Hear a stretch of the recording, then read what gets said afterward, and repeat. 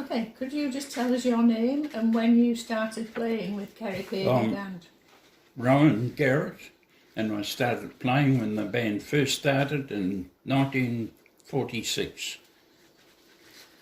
I would have attended the first lessons. There was players before that playing instruments. But they weren't. It wasn't part of the band then. But they, of course, joined the band. And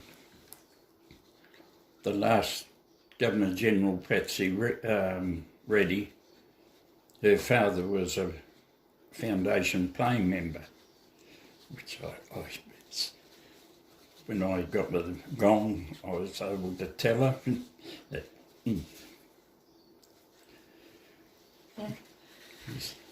It's amazing that you're still playing now, 76 years later.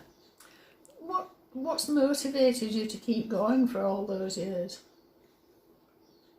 Just the love of music, playing in the band.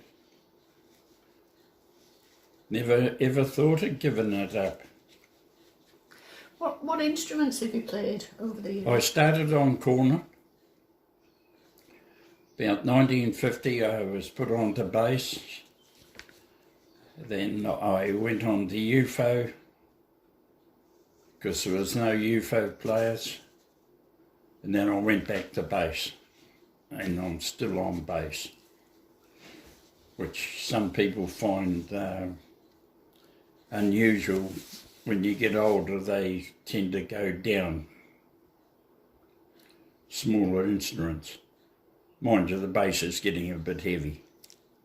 It is heavy. Or I'm getting weak. Needs a lot of puff though as well, doesn't it? So you must still be pretty fit to do it. Well, when I was interviewed for 7 Sharp, they asked me about that, and I said, I just imagine I'm a politician that gives me all the wind I want. I don't know what they thought. No, it's just a matter of practice.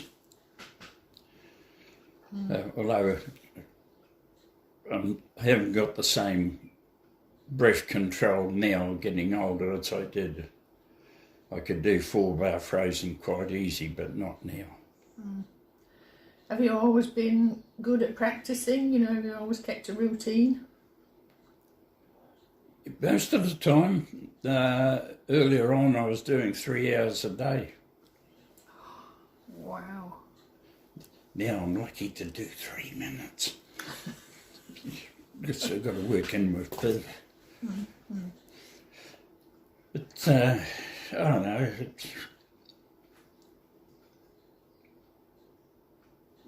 I still appreciate I can still play.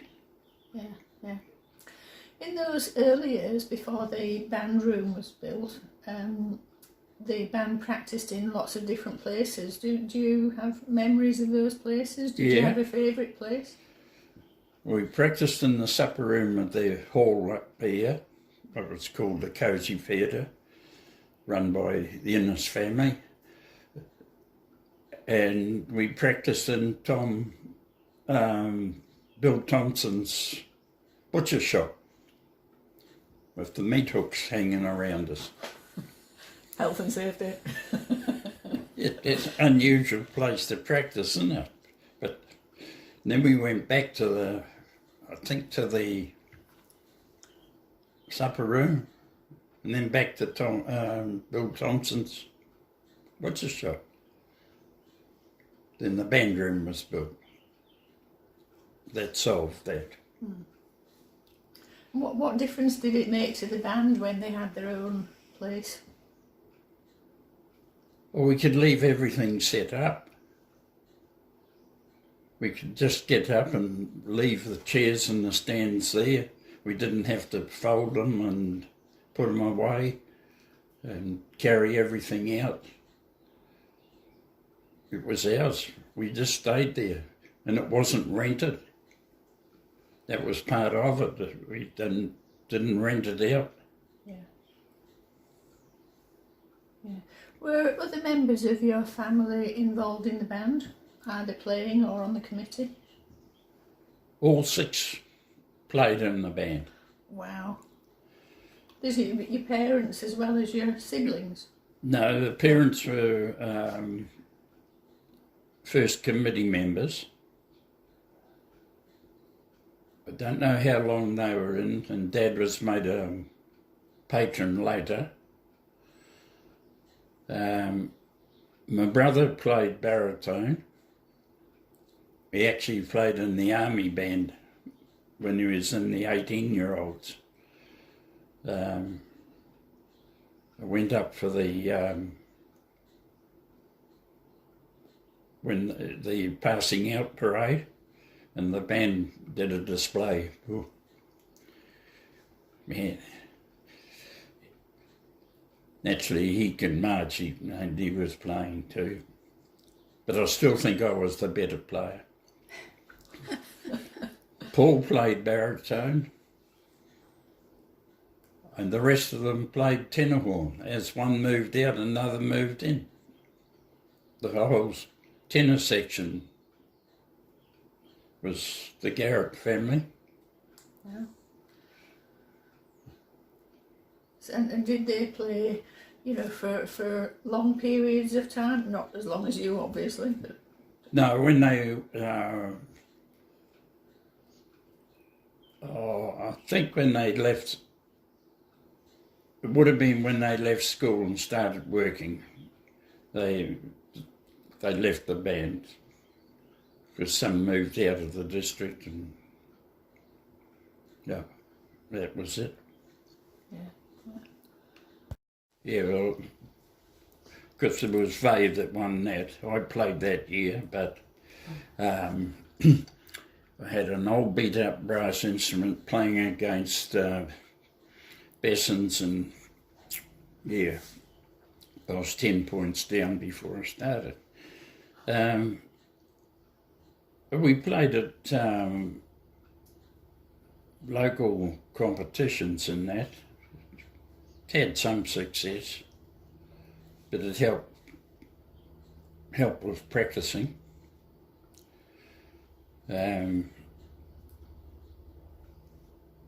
Yeah, that's about all I can say about that. And you were going to mention about 1996?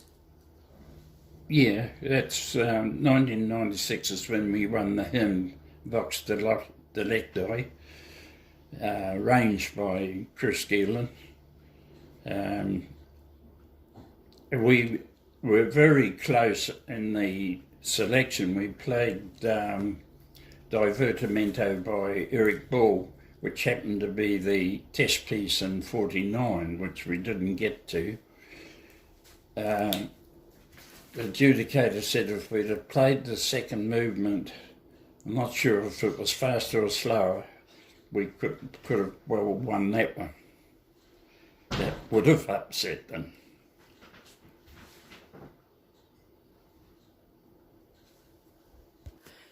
You've played under a few different musical directors. Do you have any standout memories of any of them?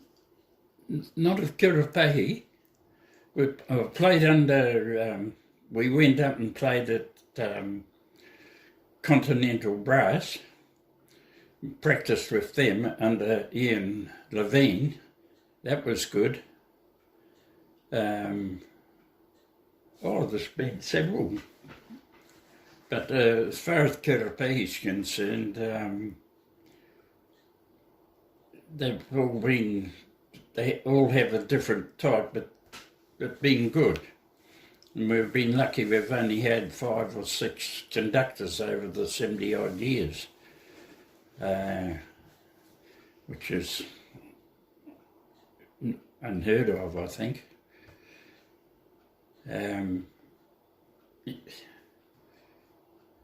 It'll be, I'm trying to think of the one down Wanganui.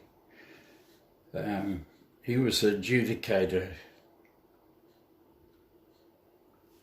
Oh, no, I can't. I've lost it.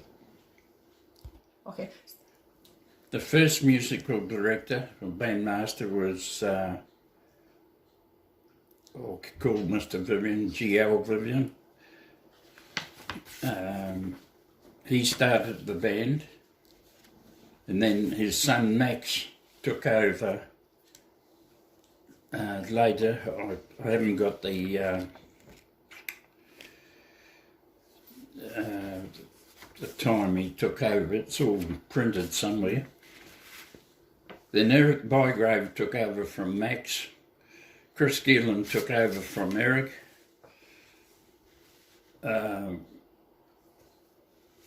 Brett Lowe would have taken over from Chris. And now we have two conductors, Peter Robertson and Alistair McMillan.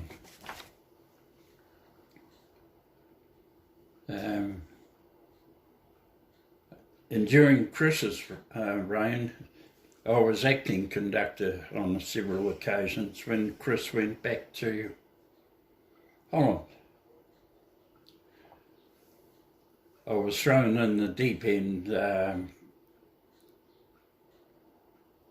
one night when, I can't remember which conductor was sick, and we had no conductor. So, but the worst thing of the thing is to send players home without playing.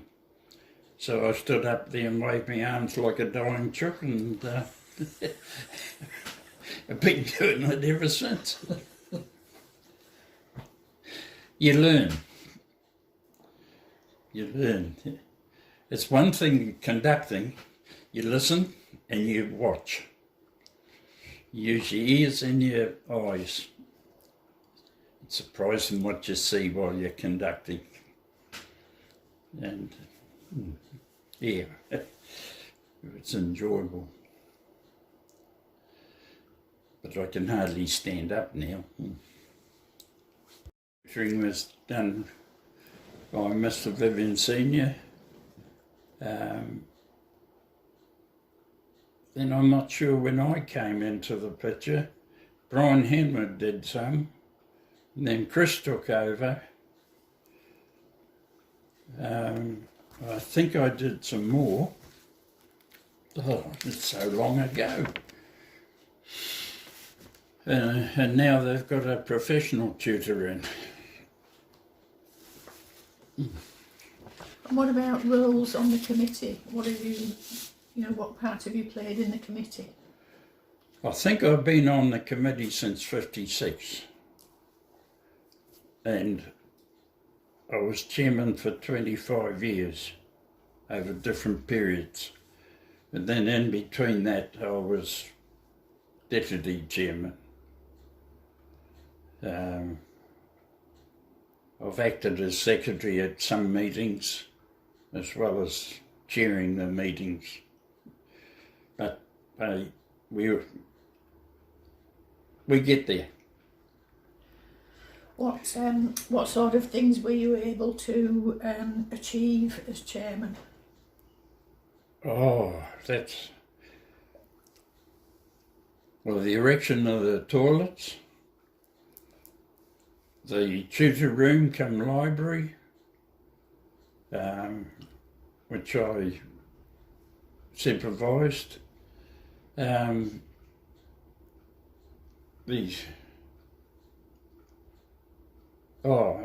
was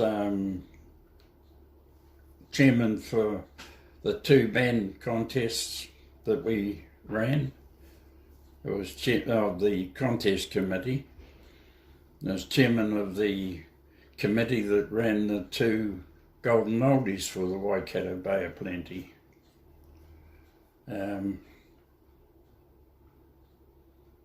Between that, I was busy doing whatever the chairman has to do. It's hard to think. Okay.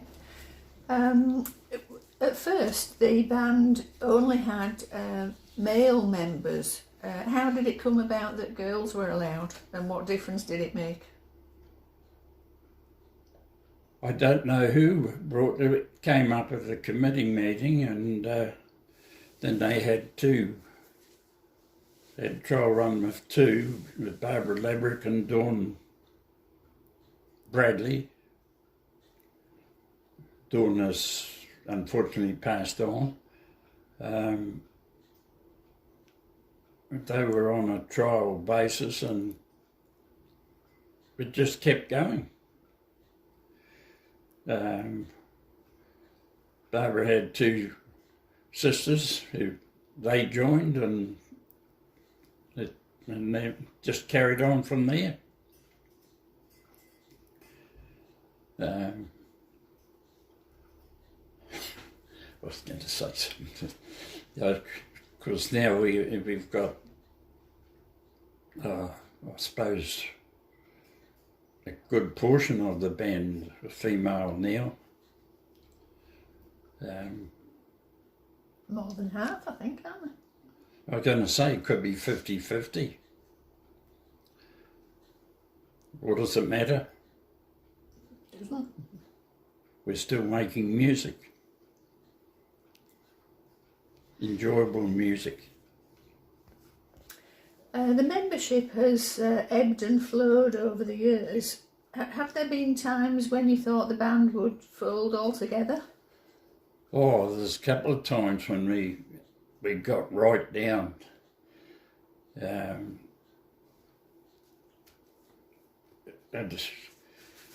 was an orphans club in Pyro, and some of us senior members played there, and that helped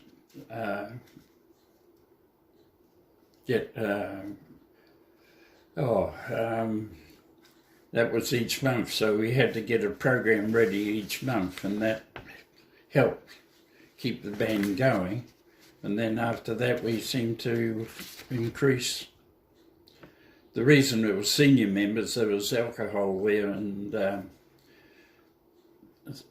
the rules don't allow alcohol for the full band. It's not our job to educate youngsters about alcohol. But there were a couple of times we were down and I was a bit worried, but we rallied.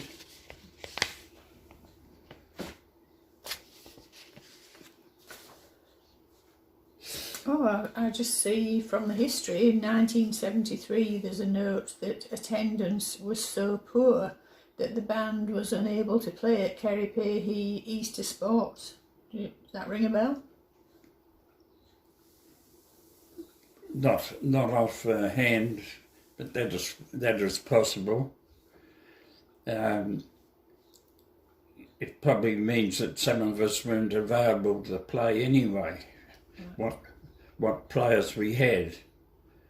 We probably had a playing band at the time, but not everyone was available to play.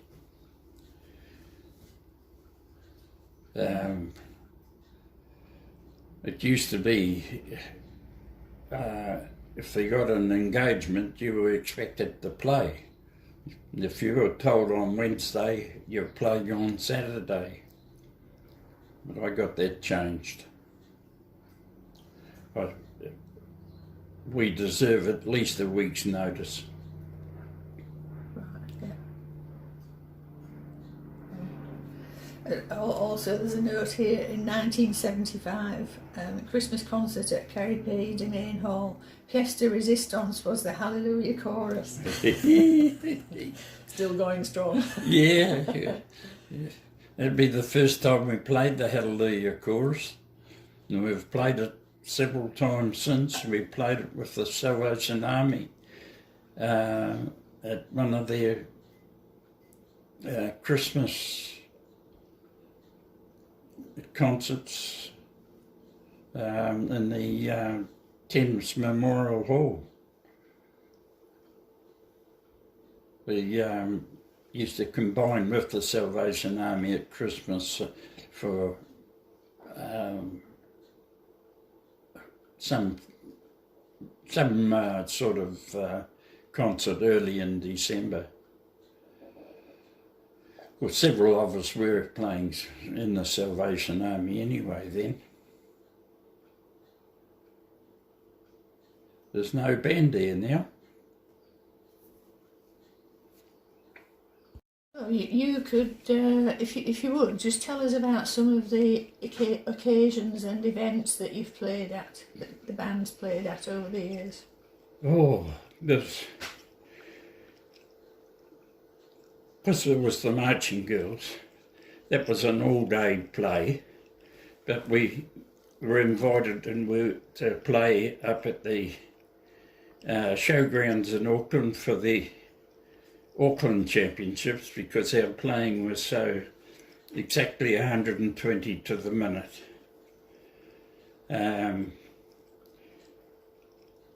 We led the Blossom Festival at Hastings one year. The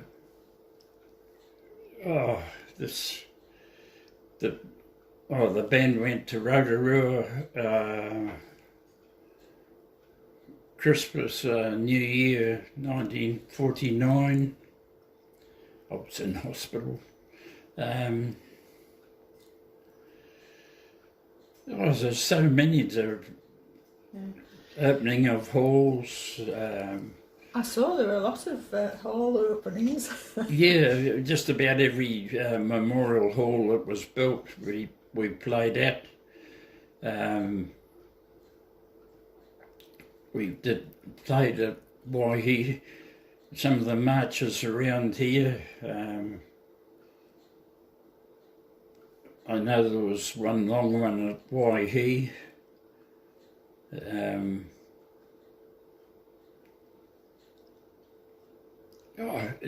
There's so many to think about. Yeah, But that'd be the